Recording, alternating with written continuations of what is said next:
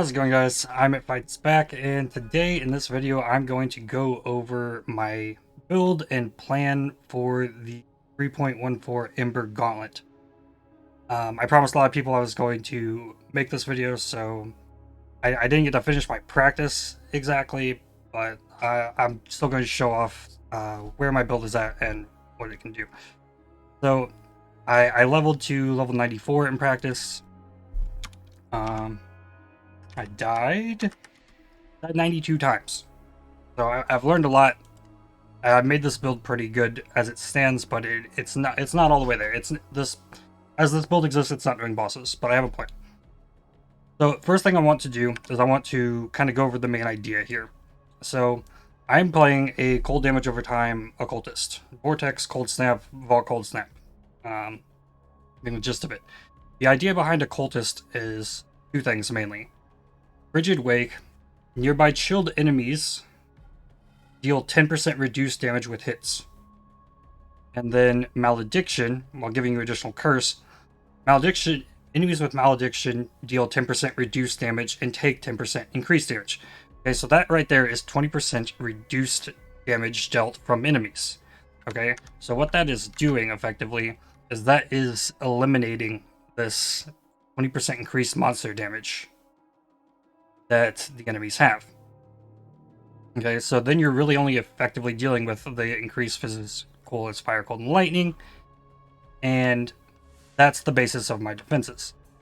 Okay, so I've only got 5,800 life at level 94, and compared to a lot of other hardcore builds you see, this is going to look really low, and it's kind of deceiving. Okay, because I do here have a Blasphemy Enfeeble. Enfeeble curse rare and unique enemies deal 15% less damage, and curse normal and magic enemies deal 30% less damage. So that there counters the other mods here. Okay, so this 30%, so you're taking a fourth of that as fire damage because you have resistances for fire, cold, and lightning. So like 7.25, I think, roughly percent increased damage. More damage you're taking, so like let's say there's 22% more damage you're taking from this right here. So rare and unique enemies are still going to do slightly more damage than normal, but normal and magic enemies will do less damage than normal with Enfeeble. And I'm also really ramping curse effect here, so that's where it is. Okay, so also here, like, Void Beacon's really good to get early on. Enemies have no life regeneration. 100% reduced life regeneration is, like, they have no life regeneration. Really nice for things like Metamorphs. Crazy rare enemies. And Profane Bloom allows you to apply curses to hexproof enemies, which is one of the things I really don't like about a lot of other builds. Is the ability to, like, you cannot curse hexproof enemies. So things like Rigwald, things like Mammoth from Beyond, like there's just like these random enemies, Goddess of Justice, they're just generally hexproof always. So Mammoth is really scary as it does so much fizz damage. You're getting all this fizz extra on top, right? So being able to curse Mammoth helps so much. But Profane Bloom also gives you a 40% chance to explode enemies that are cursed. And I'm cursing any enemy that's in a decent area here once your Blasphemy levels up. Okay. And Carcass Shack is probably like your softcore like chest piece that you're really shooting for. That increased AoE you get there increases the AoE of the Blasphemy Enfeeble. So the more you increase that AoE, the safer you really will be, especially from like off-screen one-shots and things. We're looking at my tree here. Right now, my tree is set up as a dodge. Okay, it's really important to push up here and get Whispers of Doom, so I can apply 3 curses. I get my additional curse, I get a curse from Malediction, which this is my Uber Lab, by the way. The clear speed is too good to have this. The immunity to freeze and chill is too good not to take this early. So this is my Merc Lab. This is my Uber Lab. Get Malediction. And that's when things really can start popping off. Because you'll be running Enfeeble as your first curse. Your second curse is Frostbite. But Despair is also so strong for damage over time. So it's when you can get the third curse from Malediction that things really start to pop off. It really ramps up your damage here. So to like start leveling this build, I would probably push up through the spell damage to Arcanist Dominion. And the first things I'm doing, I'm taking Frostwalker, I'm taking Lightning Walker, and I'm taking Firewalker. I want this 15 all res from right here really early on. Okay. From there, I probably will take Practical Application. That'll be my next thing for the Strength and Dexterity. That'll allow me to get Steel Skin really early on. Should allow me to get Enduring Cry really early on. And it'll really help with the Dex requirement of things like Cold Snap.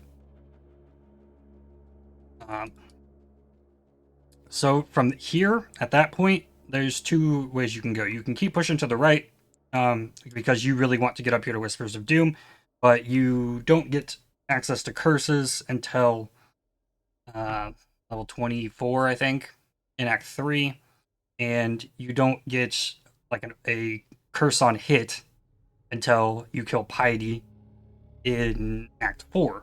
So you really can't make super great use of this early on. So it might be just like to self-cast a Frostbite for a single curse until you can get up here. But yeah, maybe Elemental Overload, maybe grab the life, maybe get the Jewel Socket, especially if you can get Onslaught in here pretty early. But Abysses can't start spawning till Act 6, so it's probably not likely you're going to have any kind of Jewel here. So you want to try and push over, like I said, Whispers of Doom. Maybe you decide to push down towards Growth and Decay first, because that's really good damage over time. You can go ahead and get Elusive, which is a lot of speed, a lot of dodge that you just generally can get. It's just more AoE here. So I will, like, once I get to Deep Wisdom, I'll probably get Arcane Will for extra mana regeneration early on, and I'll probably get Blast Radius as well. Just for the damage here. And AoE, while your AoE is still scaling as Jim's level. So this will help a lot early on, but later you can remove it once you have more efficient nodes. There's also more AoE here. And then these damage nodes up here are also really good. But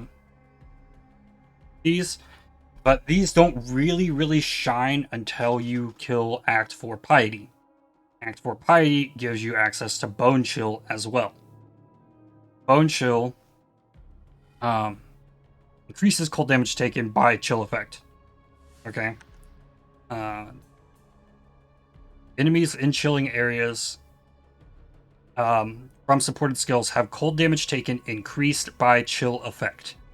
So stacking chill effect does multiple things. So this is on my Arctic Breath that I'm using here. This will chill anything, and increases their cold damage over time taken. And since I'm stacking chill effect, it's further slowing enemies. So it's not quite like a super Tib Chains, and like I don't have access to Hinder right now. It'd be awesome to fit an aspect of the Spider in. But that's like chill effect will do a lot to help you survive in something like the Gauntlet, where things are so scary, they have extra move attack cast speed. You're trying to mitigate as much of that as possible and give yourself the most amount of time to react to the damage coming, especially with the increased AoE.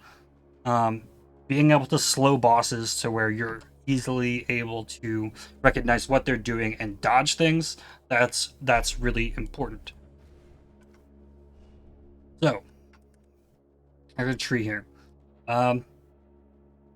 Once you have this up here, once you have no witnesses, I don't think I'd push further down in here. I'd probably just get Cold-Hearted Calculation, maybe Lethal Assault, maybe Resource from this, maybe Elemental Focus, just depending on what I feel like I need based on the gearing I have. These points over here come way later.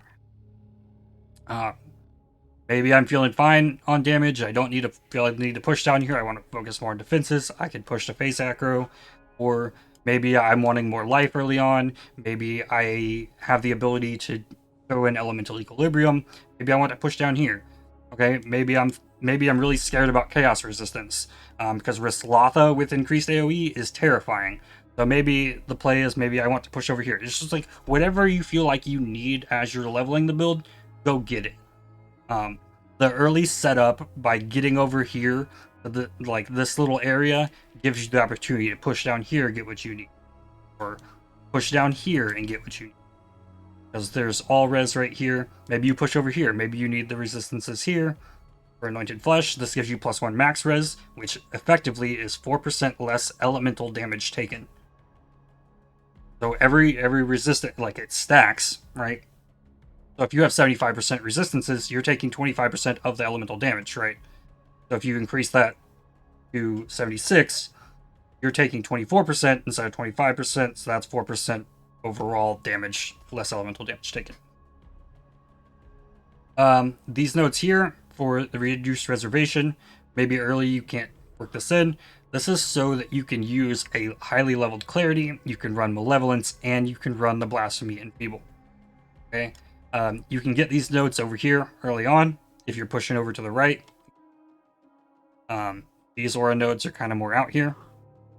But leveled gems, like my 5-link Cold Snap, costs 73 mana. And like I only have 118 unreserved, but you really have to... If I didn't have this reduced mana reservation, I wouldn't be able to level clarity high enough to be able to sustain this mana. And that's with helping Alira. If it didn't help Alira, I'd have to take these two nodes, and I'd lose 15 all res for less mana regeneration. I believe she gives you 5 mana per second. So, I think helping Alira is something you do and just stick with it the entire time, because the mana regeneration is very useful on a build like this. There's a lot going on here. So that's basically the tree. So my gems here are very, very, very like fine-tuned. Like it's down to the fact that if I want to improve gems anywhere, I need unset rings. Like everything here is absolutely needed. Okay. So here is like I was able to 6-link this myself, and I'll just talk about gems first. So in this I have both Vortex, which I got to level 21, and I have a Vol Cold Snap. Finding a Vol Cold Snap early is massive. Okay, that is 1/3 of your damage on a burst. Extra. So, like, having the ability to do Vol side areas early, getting Vol Orbs, just trying to get this Vol Cold Snap is massive. Okay. So, those are both in the same 5-link. Okay. I could 6-link my Vortex. Okay. But overall, it would do less damage than the combined 5-link Vortex, 5-link Cold Snap, and 5-link Vol Cold Snap. It's the best way to get the most damage out of this. And you have to have the Vol Cold Snap in here to really make use of the damage. And a lot of people like to run this similar kind of thing with Vortex and a Rhyme Gaze. I have a bunch of them actually. Rhyme Gaze to give you Cold Dot multi, but it's supported by Conk Effect, so you have a 5-link Cold Snap in your helmet to apply Bone Chill, but I'm doing that with Creeping Forest, and I'm also getting my Arcane Surge from that, and that's what's applying Bone Chill, and I need the Bone Chill because linked to Vortex and Vol Cold Snap is Elemental Focus, so Vortex and Vol Cold Snap cannot chill enemies. Okay? Hypothermia, though, ward skills deal more damage over time. Maybe not that. I thought there was one. Increased effect of chilled enemies. Okay, more damage with hits and ailments against chilled enemies. So it doesn't really matter if the enemy's chilled or not for hypothermia. My bad there. So I was just getting Swift Affliction in here and Controlled Destruction. The order, like, what you do with this, and if I have a 4-link early on, I'm running a 3-link Vortex with my 3-link Cold Snap / Cold Snap. Because it's very unlikely I'm going to have 2 4-link setups that I'm going to have the sockets for. Like, if I can make any 4-link with 2 blue sockets and 2 other blue socket, any combination, 2 greens, 2 blues, 1 blue, 1 green. I don't care which of these gems I have in here. Like, that's my idea. Okay, so for my other gem setups here, in my boots, I have my Flame Dash, Enduring Cry, and Steel Skin all linked with Second Wind. So that increases the cooldown on the Steel Skin once it's max level. This buff can take 2,209 damage, and that almost has a 50% uptime. Okay, so that's like almost 2k more life, like 50% of the time, which is really nice. Okay, Enduring Cry doubles the effect of endurance charges and gets you more endurance charges if you don't already have them. This is really nice, while also like being an extra life flask if you need it. And then you also have 2 uses of it. So if like your Enduring Cry didn't get you the endurance charges, or you're taking too much damage and your life flask runs out, having 2 uses of Enduring Cry on increased cooldown, the 5.67 cooldown on there, with increased cooldown recovery on my belt. So the Second Wind is huge for all of these things. Flame Dash as well gives me an additional use of that. And like I almost always have a Flame Dash up unless I'm like super spamming Flame Dash, but it comes back pretty quickly. In my helmet, I have Orb of Storms linked with Hex Touch and Frostbite and Despair. Despair is my 3rd curse that I won't get until I have Malediction. Orb of Storms is what is proccing my Elemental Equilibrium and applying both of my damaging curses. So the effect of, like, once I get all of my damage stuff out, right, the Orb of Storms kicks the damage to a whole nother realm. Orb of Storms like really sets the damage off. And since your skills have duration, right, like, this can sit here. Like, you can just run around and just, like, the last time the enemy will have been hit is by Orb of Storms for this entire duration. So you're lowering their elemental resistance to cold by 50, because my Orb of Storms only does lightning damage. Okay? If my weapon had flat cold damage to spells, if I had flat cold damage anywhere, this does not work. So if your Orb of Storms is doing any cold damage, you're hurting yourself more than helping yourself. So like this is my previous weapon. This one has flat fire damage to spells on it.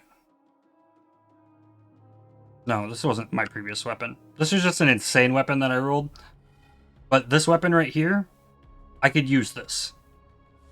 It has flat fire damage to spells. So I put this on. Okay, now my Orb of Storms is doing fire damage and lightning damage, but it's still going to lower an enemy's cold res when it hits an enemy. So it's pretty good.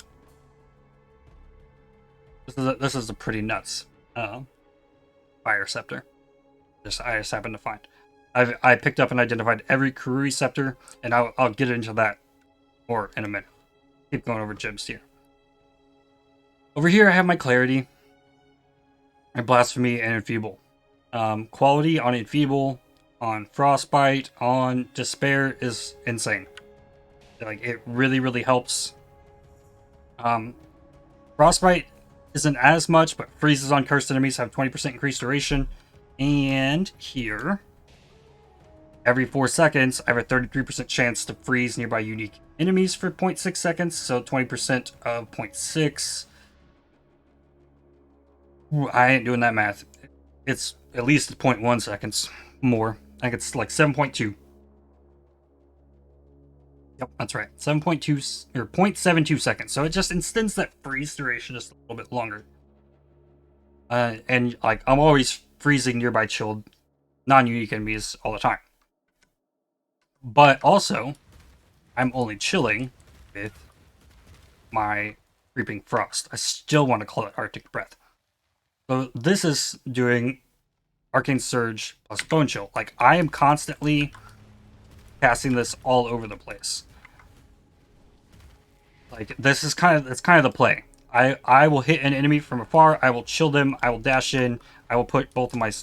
It didn't work.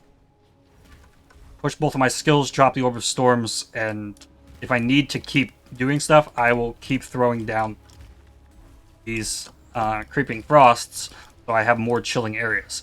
So this is really effective in something like an Ultimatum, right? Which this build destroys ultimatums, by the way. Which is really cool, even in the Gauntlet. When I was playing this build, it really didn't seem like I was playing with Gauntlet mods. Like, things just don't feel like they do damage with this build, and I have pretty solid damage, especially with the 40% chance to explode, dealing a quarter of enemies maximum life. White mobs can one-shot rares that damage. So it's pretty nice.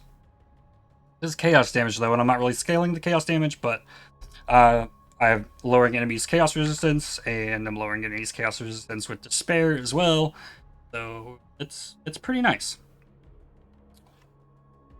So gearing, you definitely want a Stygian Vise, because the Stygian Vise is how you're going to get Onslaught. This Onslaught Jewel, something I mentioned on the tree here, is something if you can get it early in Act 6, you can get an Onslaught Jewel. Definitely put that in here until you can get a Stygian Vise, because you don't want to run a Silver Flask, you don't want to run Onslaught in your links at all too long. Yeah, I think that's pretty much it. Everything is pretty much just life resists here, okay? You want plus the cold damage spells, you want spell damage, you want cold damage over time multiplier. So I was able to get +1 cold skill gems on the shield. You can only get plus the cold spell skills on ES based shields.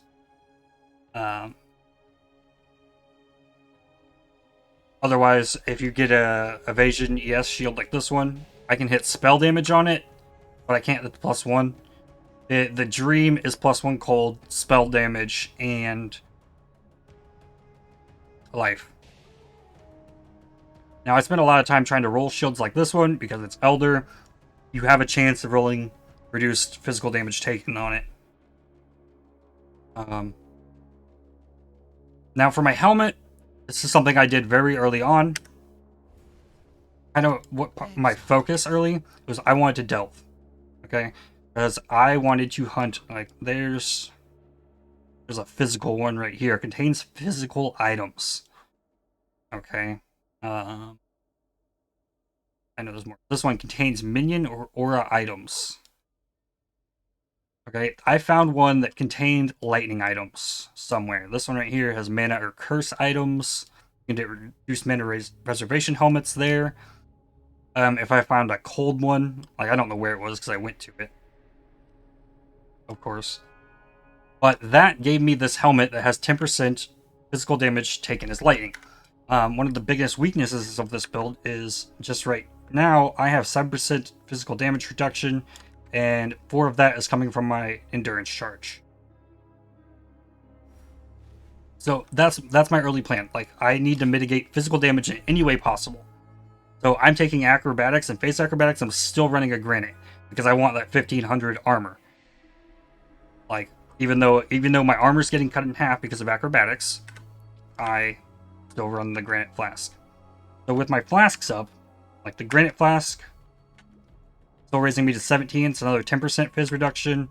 The basalt flask raising me to 32. Once I'm up to endurance charges, that's quite a bit, and then I can double the effect of the endurance charges, so I can raise that to 24 physical damage reduction. I guess it only raises it by 2. Really?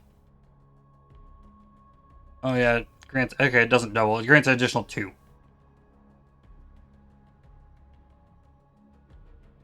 it's still nice. So like a helmet like this is something I'm really pushing for early on. Okay, until I can get something that I can get increased fortify effect on, like this helmet.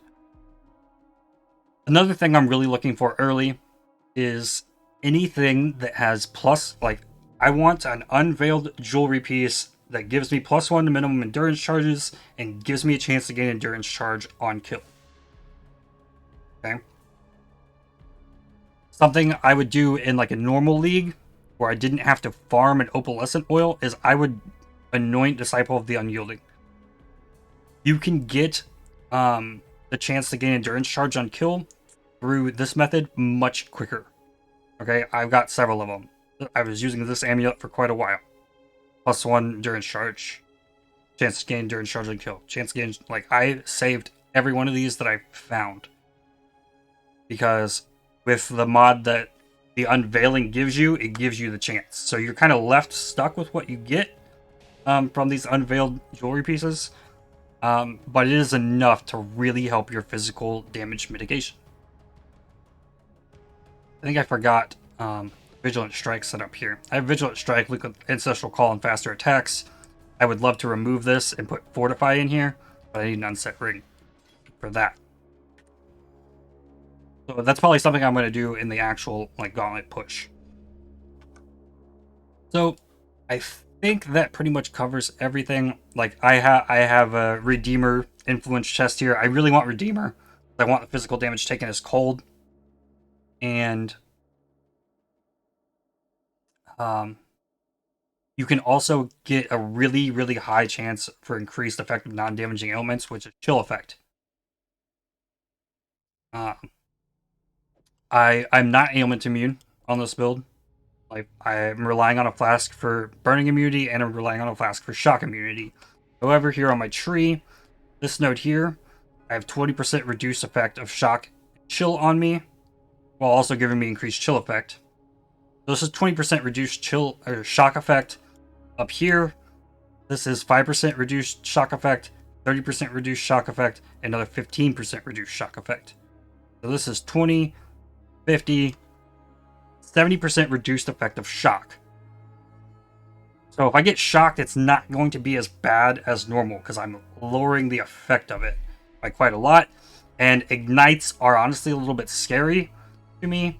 While I have this Corrupting Blood immune flask, I do have a Corrupting Blood jewel here. For something like a, I think it's the Purifier, the Elder Guardian that does fire damage and can ignite you really well.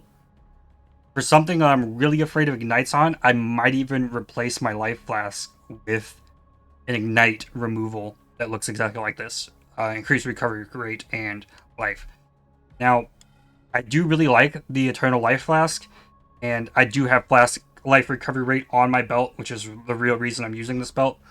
Not being able to have herbalism for the life recovery rate and not being able to have profane chemistry really kind of hurts the effect of this flask and how useful I usually find it. So yeah, that kind of sucks. And I mentioned delving earlier. Delving is pretty much how I six-link this. I perfect fossiled this up to 27%. I crafted quality on it, and I six-socketed this in 2 jewelers and linked it in like a less than 100 fusings. I've been trying to make another one, and this one hasn't gone.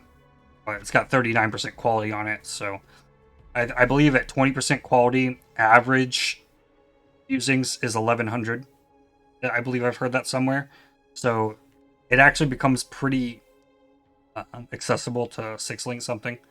But if you can get a higher than 20% quality and craft the quality on it, just to link it. Because this had 41% quality on it, I think, when I linked this. These boots right here are Warlord. I just got something better than what I had. Although I lost a lot of Chaos Resin switching boots. I was trying to roll these boots because these boots can also roll reduced physical damage taken. My weapon here has spell damage, cold damage over time multiplier. I want a scepter. Wands are generally easier to find a good weapon, but you cannot use Vigilant Strike with wands. So I'm getting Fortify for 13.7 seconds when I Vigilant Strike. So Fortify causes you to take 20% less damage, just as a baseline. 20% less damage that stacks as a more multiplier with all of the reduced damage enemies are doing through the Enfeeble, through Chill, and through the Malediction. Okay, that would also work with something like a Kintsugi, a Wind Dancer, but I really just don't think the dodge is here. Like, I would need a Vol Grace to really just be dodge capped or have some insane gear. Really relying on a shield like this one to give me the spell dodge and get attack dodge on it and craft the spell dodge on the chest here. But I ended up going with armor during soul game prevention, and I'll show you how effective this is.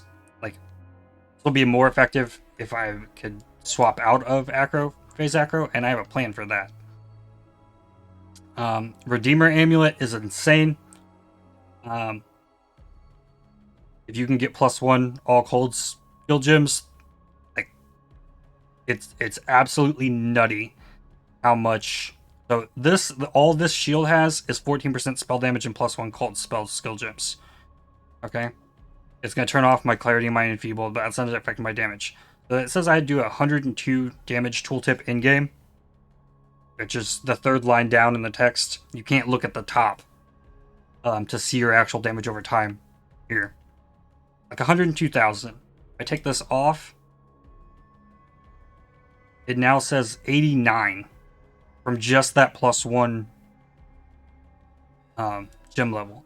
So I would really like a big weapon like this. Gives me +1 all cold.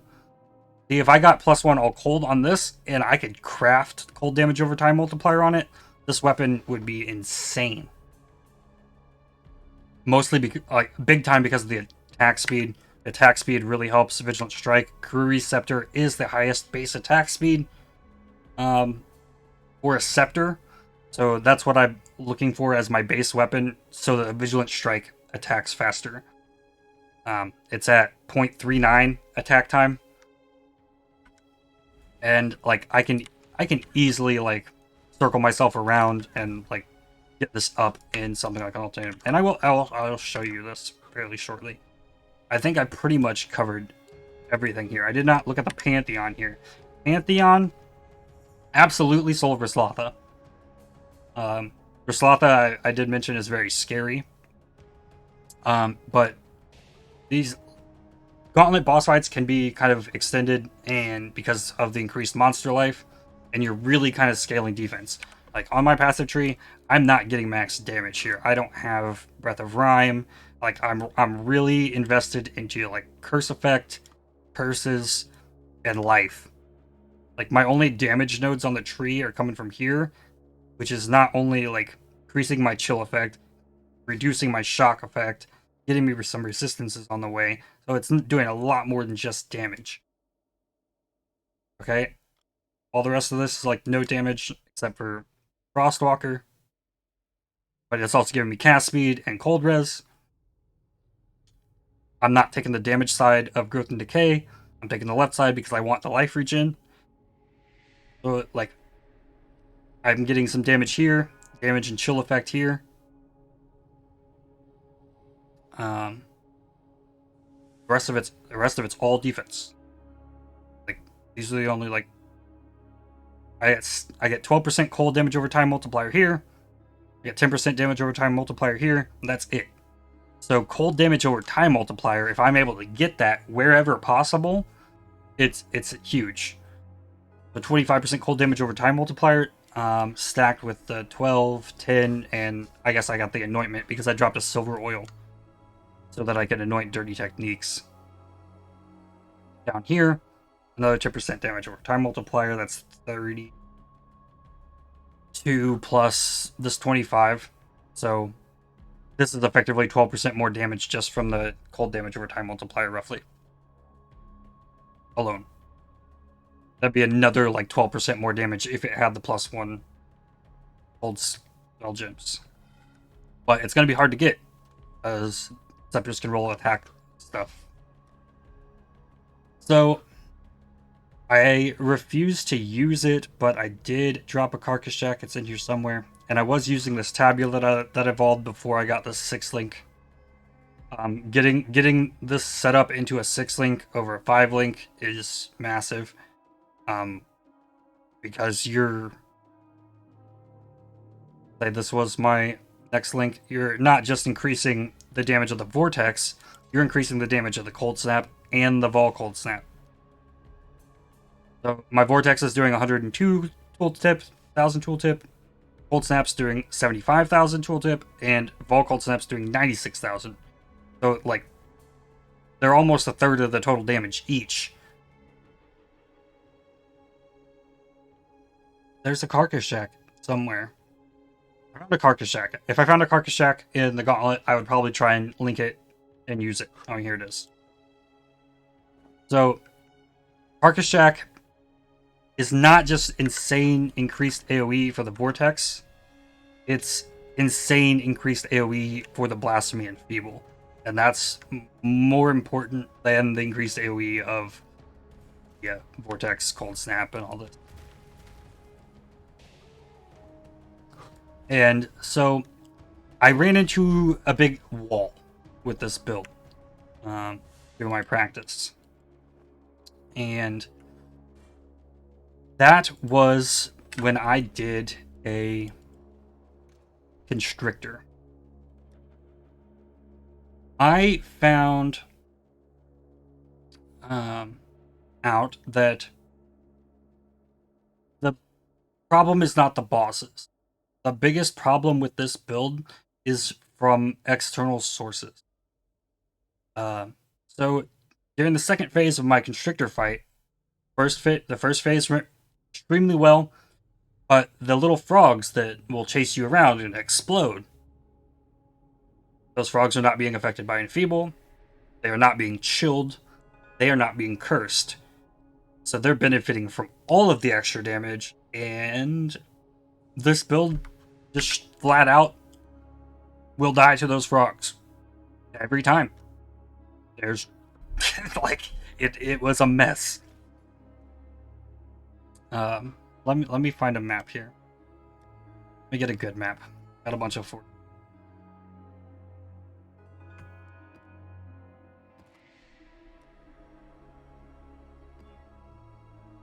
But like I'm saying, this build like isn't really ready for it. Like, this is a good one, right? I didn't roll anything bad on this at all. I don't want to do no region. I do not want to do dodge chances unlucky. Hexproof is fine. I don't want to do additional projectiles. I will gladly do 1 damage mod on these maps. A Fizz is extra. I have no problem doing those. I survived those maps pretty fine, given my current setup. So now you'll kind of get to see all the things that I just kind of explained all kind of come together. Like, every single thing here works together to work. The Cold Snap, or the Creeping Frost, is required for chill. The Vortex, the Cold Snap, is damage. The Cold Snap gives me frenzy charges, and then the Orb of Storms like does the curses and kicks the damage through the roof.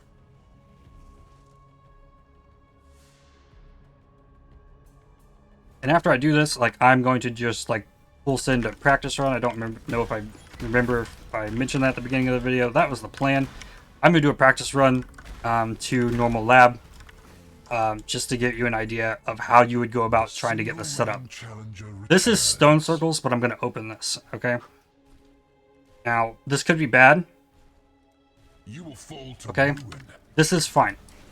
This set of enemies in here is free on this build.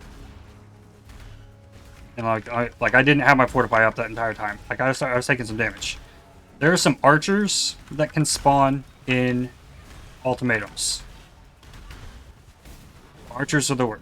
Okay, here's archers. So if I see these archers, I don't want to continue my ultimatum. Okay? These archers do physical damage that is converted to elementals. I don't know if I can hover over one here. Right underneath here.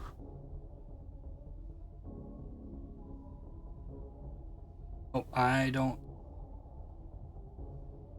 Well, there's a bunch of different ones.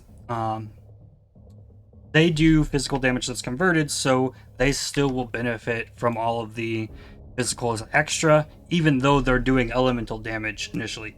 So with this build, like I'm like cursing everything with the enfeebled, getting the chill, I have my endurance charges up, like Vol cold snaps up like half the time, due to the changes to Vol skills this league. These just go pretty easily. And yeah, this is stone circles. The fire of summer burns Which within. is fine. But yeah, these really are not scary, except for these archer boys. Guarantee you that is what I just took damage from, is the archers. Now, I think a lot of people that come into this event are not going to want to touch ultimatums in any way whatsoever.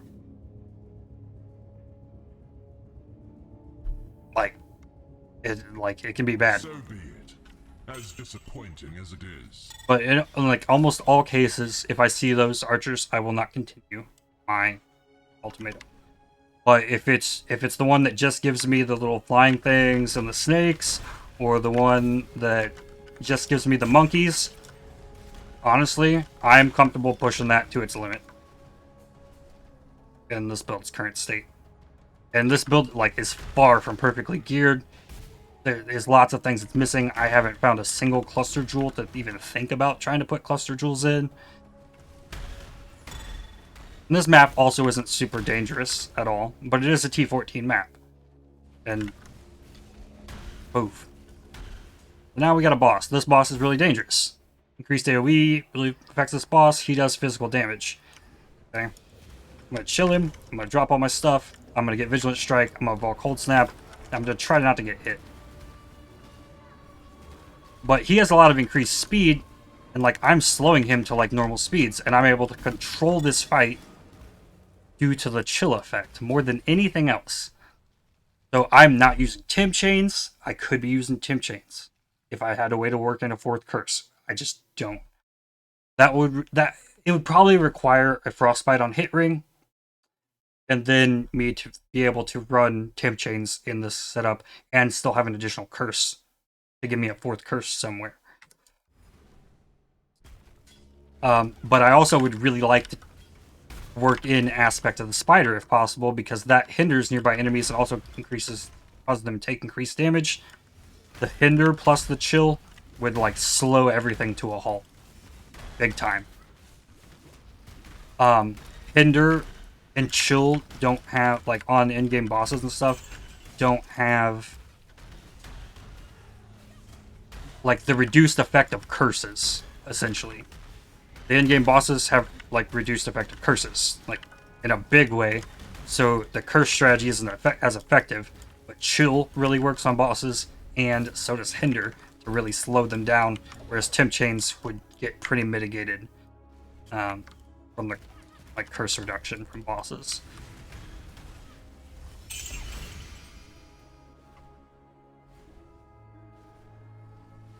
But there's a map. Bears are nuts. The AoE is it makes the league more accessible. Mapping is much easier. You're not gonna get off-screen shotgunned by some BS in this league. Unless it's by one of the new map bosses that throws that giant boulder at you. I don't remember which map that was. But yeah, that sucks. To say the least. So let me talk a little bit. Before I do this practice run, let me go in a little bit to Atlas strategy here. So I think my first step here is I want to my first watchstone, from my four corners, I'm probably putting into Turn's End, just so I get my first thing here. I want 10%, the increased 10% chance for a Mirror of Delirium. Delirium is kind of scary with the on-death effects, and I can't not speak for sure on whether they're affected by the enfeeble of the on the monster who dies with the chill and malediction. I don't really know if that affects the damage beyond death effects. I do believe it affects the delirium effects that possess like rare monsters and things, rare and unique monsters. I do believe the enfeeble works on that damage, but I'm not sure like on death effects. And the little red ball things that you can like run over on the ground, those things are super deadly. You do not want to get hit by those little red volatile like things. Like those will shred the crap out of you because all of the layers of defense that from the Occultist just don't affect it at all. So this is my early push. I later want to get into this so I can farm Einhar here, though I do think I'd probably push Einhar down here if I'm really trying to push for an aspect of the spider. Next, for tier 2, I'm pushing into Glennick Cairns, and here, these, like, for 2 Watchstones, this is my T10 maps that I'm getting here. My T10 maps, they're generally pretty safe. Like, I'll have the 6 link by then, I'll have an Uber Lab by the time I'm really, like, farming T10s. They're not as super dangerous. So, when I'm running Glennick Cairns, I put all of this into Beyond. Like, I want more Beyond. All of the damage reduction, the malediction, the chill, all that stuff works on Beyond stuff. And, like, I leave my dot on the ground for quite a long time. So if I kill the enemies, new enemies spawn, they're already taking damage as the Beyond spawns. It deals with it really well. This build also really deals well with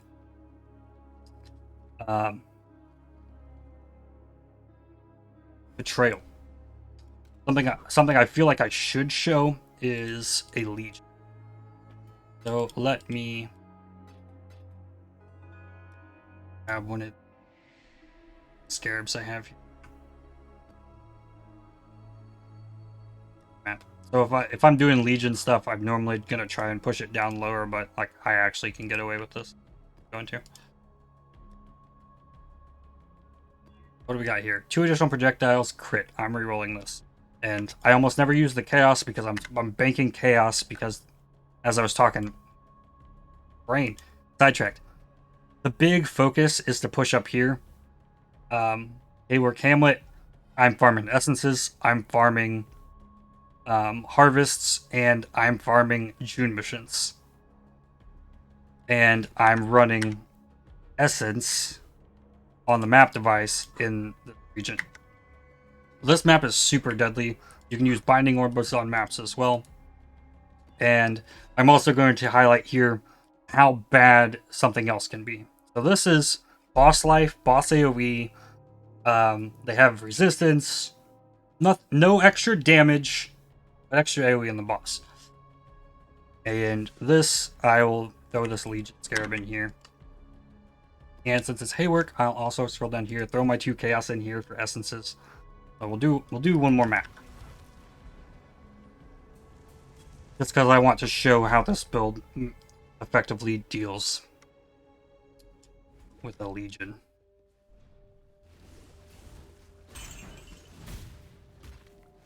Really important to try and keep Fortify up as well. The Fortify, like I mentioned, it's a more multiplier on your damage, like, I don't know, it's a less multiplier on your damage taken. The vanquished lay waiting for the time that stacks with all of your other defenses, because Fortify is lowering the damage you take, while everything else is lowering the damage enemies deal, so it multiplicatively stacks.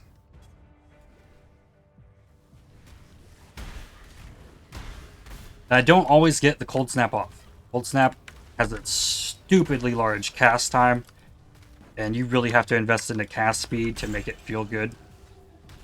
But like, enemies already chilled. Like, when you really need the Cold Snap, you can get it down. And I'm running for this Vigilant Strike setup, I'm running Ancestral Call on it, so that I don't have to like face down target an enemy. Like I can just hit, like it auto targets nearby enemies with the Ancestral Call, so that it like really helps get that up. That boss just ooh, here's a harvest too. Okay, so we get to show how these go as well. Harvests are a little scary, especially with Gauntlet mods, but it's a lot better without the multi-projectile. So I'm gonna take this one here because this has life and cold. Now, you know right when the enemies are about to spawn here, so I can preemptively throw all my stuff down, right? 100% the second the enemies spawn, you need to move. Don't stand still and get the Vigilant Strike off. Move, then Vigilant Strike, and then move. Like that is the way to survive this. So I'm gonna spam as many of these down. They're spawning. I move, Vigilant Strike, and then go. And I got destroyed by that. Substantial physical damage. That's how easy it is to die on the Gauntlet. Maybe I could look back and see what I did wrong there, but that's how it goes. Physical damage is the weakness. So something like this, like I'm not gonna super worry about this, but I'm looking for things like this, these cold rerolls, so that I can just like keep spamming these scepters. Looking for cold spell skill, like, and basically this is pretty nice with the suffix damage over time, but there's also no attack speed. There's no place to put anything else on here. So I think the one I have is better because it has 1.8 attack speed. So, but that's basically what I'm looking for in here. And you got to see me die already. These have physical, docket link. We need not the fruit. But here again, drop this stuff. I'm gonna move, then Vigilant Strike, and move.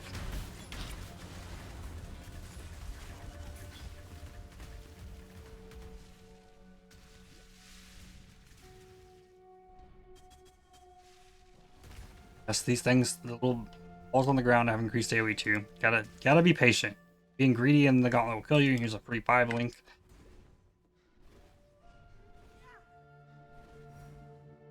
Golden speed. This is what I'm looking for. Why I'm farming for harvest. Move, then the Vigilant Strike, and then move.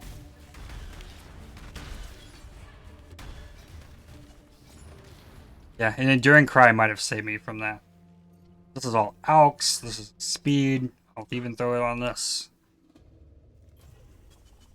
I can get the attack and cast speed roll on it, but like roll 2 attack damage. Like hitting the weapon is going to be impossible, but I have a plan for that as well. I want to find the Legion though. I really want to get this practice underway. Maybe I'll split the video. I think I'm gonna split the video. I might just get this uploaded, then I'm gonna upload a like early leveling practice run. I would probably do it separate. Here's a Vault side area. This one has vulnerability on it. Vulnerability is scary. Less recovery rates scary. 2 additional prophecies though. And I'm gonna be farming for prophecies.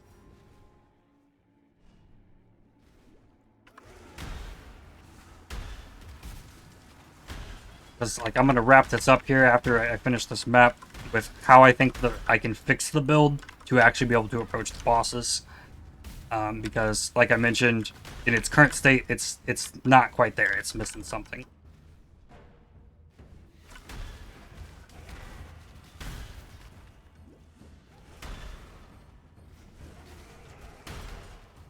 And the pops are just so satisfying.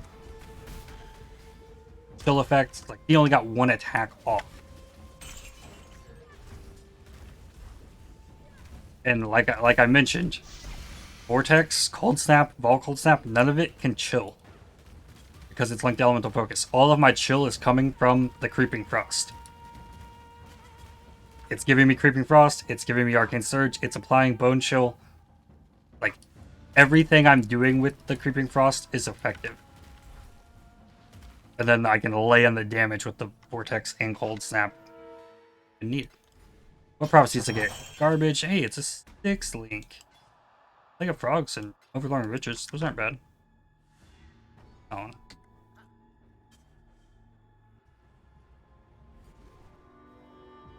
Here's another one of these. Oh, cool. Waves of enemies. Do restless ground first. Madness drains away all hope. I see archers.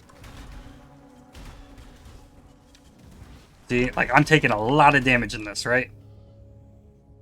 With like a really set up skill rotation with the like constantly using Enduring Cries, making sure the fortify's down, constantly using the Vol Cold Snap. It's doable. But it is dumb to do these. Spark Caller, Ember Caller, there's a Gale Caller.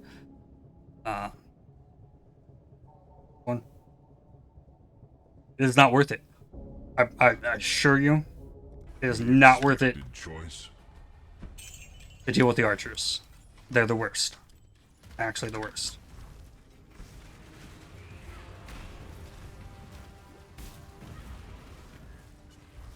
A full pocket. Severed. Spills forth like a Currencies.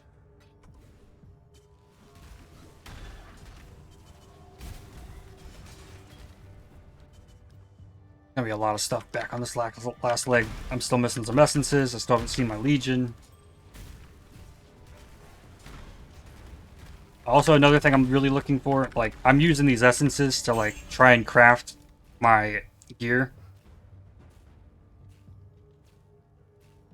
This one wasn't hit with an essence. That was hit with an essence. What did I craft with an essence? I crafted this with an essence. Yeah, it says essences for the spell damage. I'm using all of my woe essences on these scepters.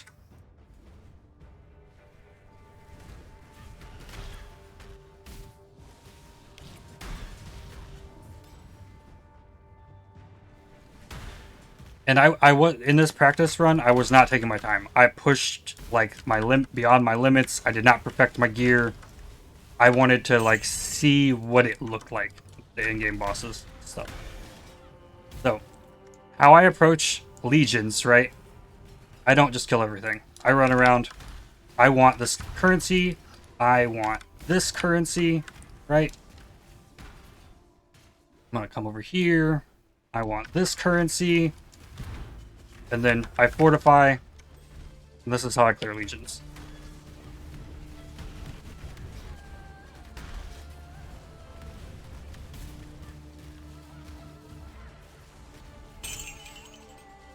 Now, in my practice run, I am not going to go all the way through Act 4. Something that is you should be warned about going into this gauntlet. In the previous gauntlet with the multiple projectiles, the scary things were Beaver. And then the next really scary thing was Act 4 Piety and Act 4 Dodre. In this gauntlet, Comb is terrifying. Absolutely terrifying. And it's not because Comb is more difficult. It is because of what you're about to see in here.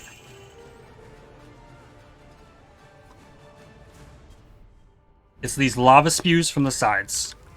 The increased AoE causes these things to come into the middle, and you cannot mitigate that damage at all. It is not affected by the damage from Comb.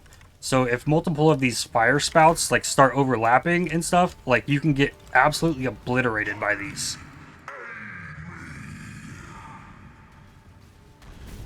So this is an increased boss life T14 map with increased elemental resistances. He's gotten like 5 attacks off now. There's like 6. Yeah, he got like 6 attacks off. I could easily evade it because he was chilled. He was slowed. Even if he did hit me, he's doing way less damage than you would expect from other gauntlet builds. Like, it looks deceiving. I only got 6k life. But, like, it's there. Physical damage can still destroy me, even with 18% physical taken as elemental, even with everything I'm doing. Like, I tried so hard here in this. Like, this can roll physical damage reduction. This shield can roll physical damage reduction. I never got a good fortify helmet. This one doesn't have an open prefix. I can't craft life on this. I can't, like, this needs like prefix rerolls from Harvest is what I would do till I hit life, open prefix, so I can craft Fizz taken as fire. This is what the end game looks like. Increased effect of fortify on you. 25% increased effect of fortify is 5% less damage taken. And you can also get essences of horror and craft on amulets, but I don't know if that's going to happen because I'd have to hit +1 cold skill gems off an essence of horror. I don't think the amulet's happening. But I also mentioned that I show you how I think I can fix the build. One of the last things I found in my like practice stuff that I was doing was the thing that really kind of kicked the doors open in my brain of how to fix it. That was finding Windscreen Boots. Now, I spent all of my time just like, no matter what, push, do the highest, hardest content. Like, I can definitely do this without dying. I was really trying to push. I wanted to see what Awakener looked like. I wanted to see what Mastermind looked like, and things like that. I didn't get a Maven. I was hoping to get a Maven. I think I only got 2 Splinters. But when I saw the Windscreen Boots, I was like, oh, if I can get Windscreen Boots, I can completely change the build. Especially if I get, then I farm silver coins. Like my life depended on it, and I upgrade them. Because when you upgrade these, you get Shrieks. When Shrieks, 60% increased area effect of Hex skills. That's 60% AoE of my Blasphemy and Fever. These would be huge, and it opens up an opportunity. Okay? So, here in POB, this is my current build. And I'll put these in the description of the video. Configuration, yeah, I'm on bosses. Doesn't matter if it's Shaper Gardener or Cirrus, it's the same. I'm doing 340,000 DPS with Vortex. Cold Snap, 270. 251, I should say. And then when the Vol Cold Snap comes in, Vol Cold Snap coming into another 300,000, so around like 900,000 DPS with my garbage gear. That's without frenzy charges. I believe you can get frenzy charges, and I also had this soul gain prevention on my chest. Physical damage reduction is 18%. That's without flasks. But during soul gain prevention, I have 30% because of the armor. I felt that was more beneficial than 10% spell dodge. That armor during soul gain prevention. Items.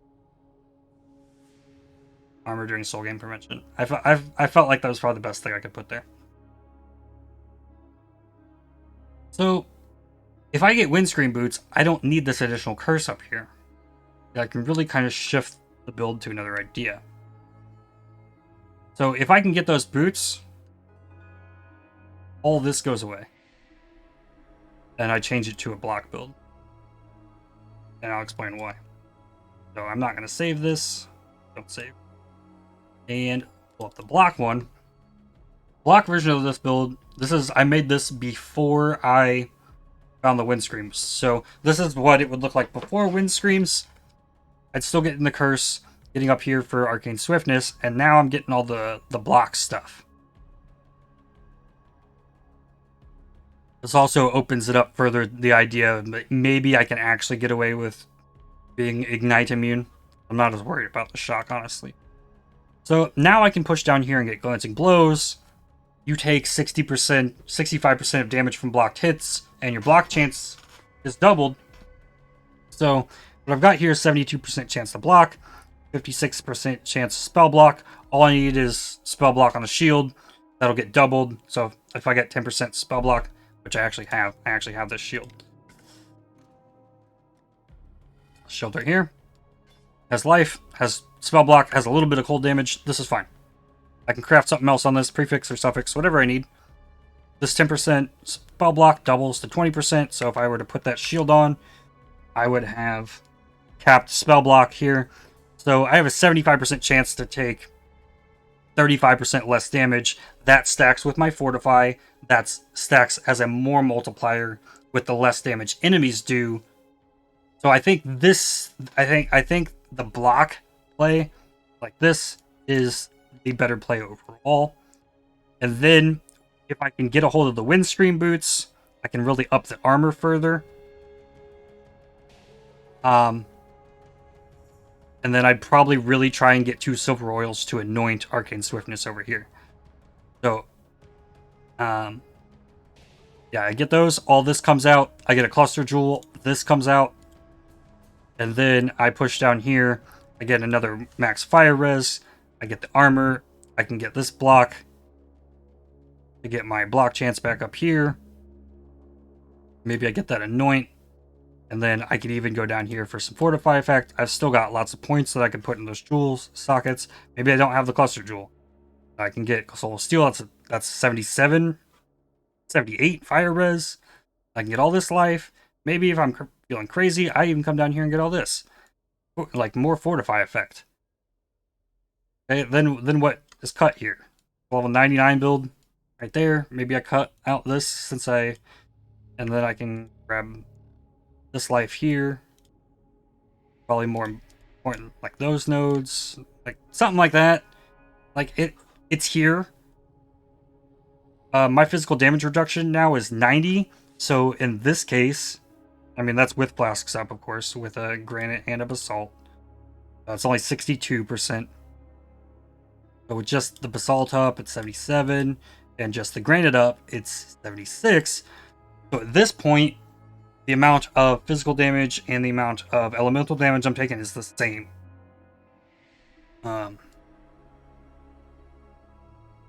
So at that point, maybe it's not necessary for me to need the physical damage taken as cold. The physical damage taken as lightning or fire on the helmet. And I ended up getting Frostbite Curse effect on my helmet. Maybe I get like reduced damage taken per enemy affected by Siphoning Trap. That's less damage taken. Right?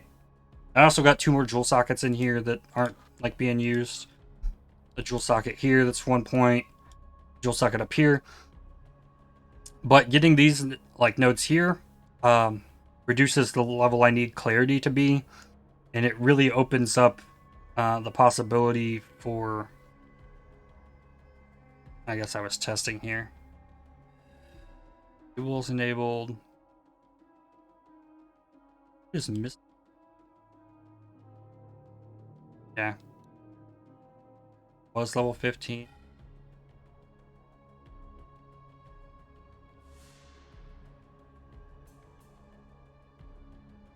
Missing my malevolence somewhere. There it is. Yeah, I was trying to see what it took. So with the reduced cost of skills from Tireless, I can effectively drop this to level 10. And now I'm 15%. Yeah, I can get a Helm enchant, reduce the aura effect of clarity. I can get these nodes here. 5% reduced reservation of curse aura skills. That's another 2% unreserved mana right there. So maybe with reduced mana cost of, or reduced mana reservation of Malevolence, Helm enchant, which Helm enchants are really easily farmable. Maybe with that aspect of the spider is actually a possibility. So if I don't get greedy, or if you're following along and have the skill to survive in this crazy event, maybe you won't get greedy as well. And like this is here. If the pieces come together, this is here. It's doable, 100%. I believe in it. I'm gonna try. I'm gonna do my best. I'm not gonna be able to stream it because I don't have the internet at this house to be able to do that. So this is the end game. This is what the end game looks like for me, I think. I think it's the play, and one of the biggest issues, like I can go back here, like pulling up this Pantheon. One of the biggest issues is being stunned. Honestly, it's really easy to think, okay, you can keep Soul of Brine King, so you're not getting chain stunned. But I'm really kind of relying a lot on practical application. So like I'm getting reduced void interruption from stuns while casting, and just trying not to get hit, really. But stuns can be an issue, especially against the really hard hitting damage, like those delirium little red balls. So yeah, we're less than 12 hours away from the start of it. Gonna wrap this up. There'll be another video coming shortly of the first little bit of practice. I'm just going to go to push to normal lab because I said I had a plan. Weapon, you can drop Spine of the First Claimant from chests in the normal lab. 25 to 35% cold damage over time multiplier, 30 to 50% increased cold damage. It's a scepter with 1.47 to 1.5 attacks per second, so you can get yourself into the fortify really early on. And normal lab is also where you're really starting to first find your 4 links, and you might actually be able to get some kind of thing set up. I 100% league start. I am pushing to normal lab, and I will farm normal lab until I have this scepter. 100%. And this scepter will, honestly, you're not going to have the super GG damage, but 100% of the scepter could take you through, like, could be all you need. It isn't, like, how much better, like, is my scepter? It has the attack speed to make a really, really efficient Vigilant Strike. But, like, I'm going to have a weapon when I'm level 40 to take me into maps. So I think it's going to be a breeze. Like I don't care if I have to farm normal lab for 6 hours. I'll get the scepter. And then it's just like a farm for a 6 link in any way. 5 link works. Plus 1 minimum endurance charges from the Unveil to give you endurance charge on kill. Dignivize for onslaught. And then physical damage taken as any elemental that you get from delving. If you can do the walls, will also get you lots of fossils. Like you can like this is better for crafting like really on influence stuff. Rigid fossil was trying to hit this. Like I don't want to reroll. Like I hit this amulet, right? I got the Redeemer Citrine Amulet. That is exactly what I need. I need the strength and dexterity.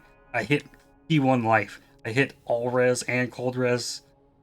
I couldn't bring myself to reroll that, even though it's kind of like hit +1 cold spell skill gems or give it up. But